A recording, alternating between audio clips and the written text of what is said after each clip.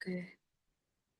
Ya, Assalamualaikum warahmatullahi wabarakatuh. Selamat pagi, siang, sore, ataupun malam. Perkenalkan kami dari kelompok 5 kelas Berpikir Komputasional 09. Next slide. Berikut adalah anggota dari kelompok 9, kelompok 5. Next. Nah, di sini kami akan membahas terkait studi kasus yang berjudul Elevator Dispatch Optimization in Multi-Floor Building dengan latar belakang yang tertera di layar. Oke, kita langsung masuk ke pembahasannya aja. Next slide. Sebelumnya perkenalkan, saya Humaira Kaila Hanifa. Di sini saya akan menjelaskan terkait deskripsi masalah yang sudah saya susun sebelumnya. Untuk permasalahan kasusnya dipecah menjadi beberapa bagian. Yang pertama itu mengidentifikasi kondisi lift, yang di mana sistem harus mengetahui jumlah lantai, jumlah lift serta arah geraknya, baik itu naik, turun, ataupun diam. Yang kedua, menerima permintaan lift. Penumpang menekan tombol naik atau turun di setiap lantai, lalu sistem harus mencatat lantai asal dan arah tujuan dari penumpang tersebut. Yang ketiga, menentukan lift yang merespon panggilan.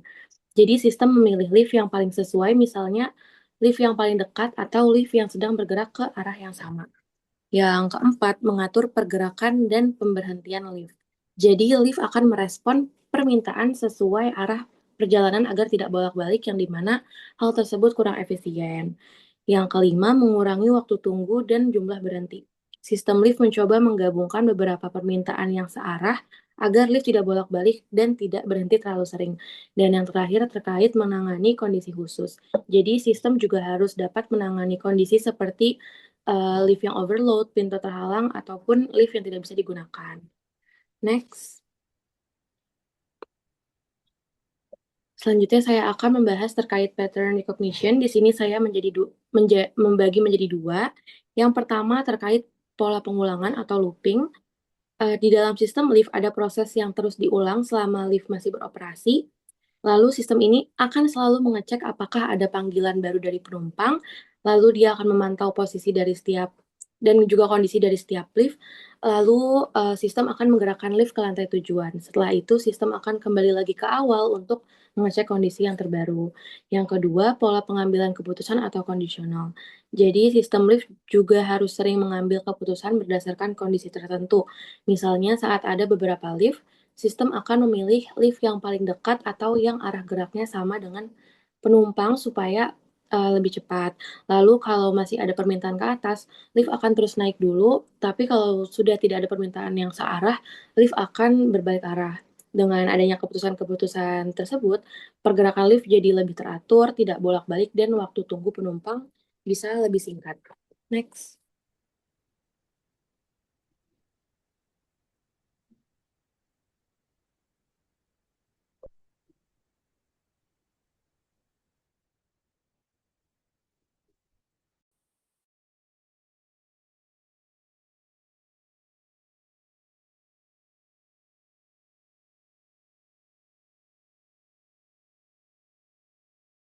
Oke, selanjutnya data representation and abstraction. Jadi di sini kita bagi datanya jadi ada 6. Pertama posisi lift, yaitu pas saat lantai saat ini tiap lift. Contohnya lift A di lantai 3. Terus data 2 itu arah lift, naik, turun atau diam. Ini untuk menghindari liftnya bolak-balik. Terus data 3 permintaan dari lantai, jadi bisa dari lantai atas. Jadi juga sama arahnya ada naik atau turun. Contohnya lantai 5 akan turun. Terus data 4 ada tujuan penumpang jika ada, misalnya lantai tujuan setelah masuk lift. Terus data 5 adalah jumlah penumpang atau load liftnya untuk tahu kira-kira penuh atau enggak. Data 6 itu waktu atau prioritas. Misalnya jam pergantian kelas, pasti lebih banyak yang mau naik lift.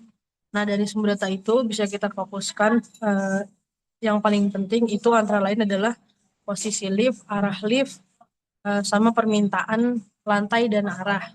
Tujuan penumpang, kapasitas lift, ini tuh yang menentukan lift mana yang harus bergerak.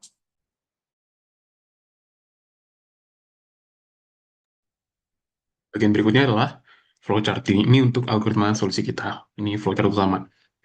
Um, Halo, nama saya Samuel Tanaka Sibarani, dan di bagian ini saya menjelaskan langkah-langkah komputasional dari sistem pengatur lift kita yang sudah tertera dalam flowchart tersebut. Solusi kami menggunakan modifikasi algoritma Look untuk memastikan efisiensi pergerakan dan memprioritaskan keselamatan. Fokus utamanya adalah meminimalkan waktu tunggu, mencegah pingpong, yaitu stabilitas keputusan, eh, tidak bingung gitu eh, algoritmanya, dan penanganan darurat untuk kondisi overload atau pintu terhalang. Ini diagram utama sistem kita. Sistemnya secara terus-menerus memantau input, baik dari tombol lantai maupun tombol di dalam kabin lift. Alur ini mencakup pengecekan kondisi darurat sebagai prioritas tertinggi, dilanjutkan dengan kalkulasi penugasan lift.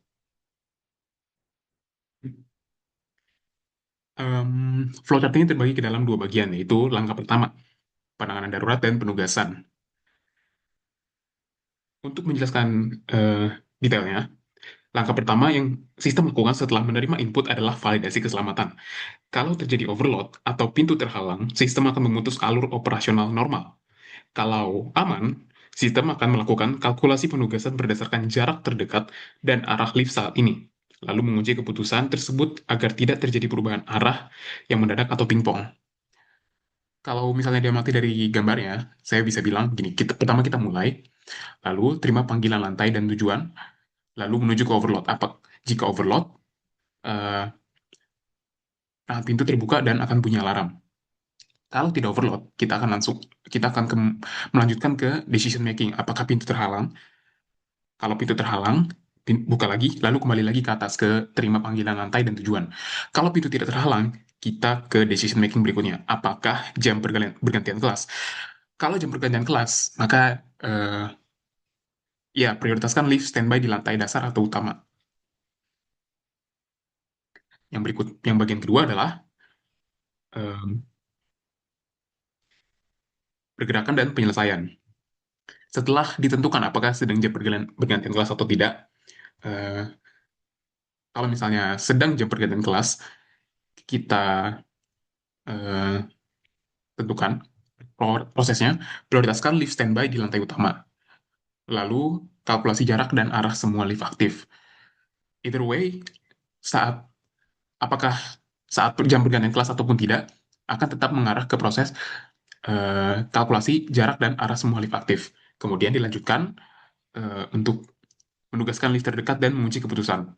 Lalu lift bergerak sesuai arah penugasan, dan jika ada panggilan searah atau ini terhalang ya depan, maka lift tetap bergerak sesuai arah penugasan. Jika tidak, maka akan tiba di lantai.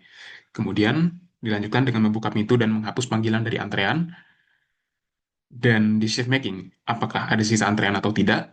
Kalau tidak ada, maka status lift akan menjadi idle. Jika iya, maka akan kembali lagi ke kalkulasi jarak dan arah semua lift aktif. Ini sebenarnya adalah closed feedback loop, dan kita bisa tahu kalau lift itu tidak pernah berhenti beroperasi. Jadi em, ini akan terus berulang iteratif over time. Dan berikutnya akan dilanjutkan oleh teman saya. Baik, kita lanjut ke analisa kompleksitas. Di sini ada dua worst case yang bisa terjadi. Yang pertama, karena sistem algoritmanya adalah penguncian keputusan, maka ada kemungkinan orang yang menekan tombol setelah keputusannya udah dikunci, itu bakal dilewatin sama si liftnya, sehingga meningkatkan waktu tunggu. Worst case kedua adalah kalau lagi rush hour, di mana orang yang ada di lantai-lantai pertengahan ada kemungkinan untuk dia diabaikan oleh si lift sampai kira-kira jam sibuknya itu udah mereda. Untuk kompleksitas algoritmanya sendiri dibagi menjadi dua, ada kompleksitas waktu dan kompleksitas ruang. Kompleksitas waktunya di sini adalah E kali R, di mana E itu adalah jumlah lift dan R adalah jumlah call yang ada. Hal ini dikarenakan si algoritmanya harus menghitung lift mana yang harus diassign untuk call tertentu. Sedangkan untuk kompleksitas ruangnya adalah E tambah R, di mana program harus bisa menyimpan instruksi untuk setiap lift, dan juga setiap call. Makanya kompleksitas ruangnya adalah E plus R. Next. Ya, sekian dari kelompok kami. Sebenarnya masih ada bagian yang belum eh, dibuat. Sebentar, biar saya paparkan ke dalam video.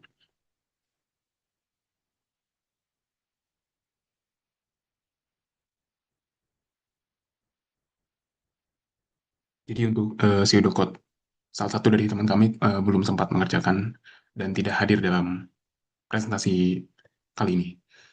Jadi sekian dari kelompok kami, semoga dapat berguna eh, sebagaimana fungsinya. Terima kasih Bu Bidara, kami undur diri. Bye-bye.